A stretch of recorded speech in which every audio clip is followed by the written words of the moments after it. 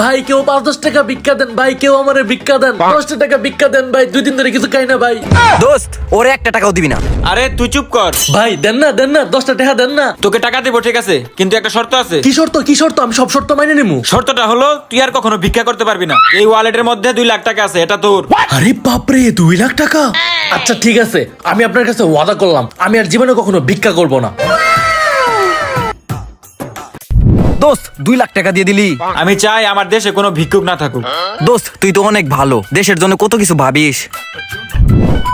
আরে আমার নতুন প্লটের কি অবস্থা? কাজ কত টাকা খাইছে? আরে তুই সেই ভিখারি না?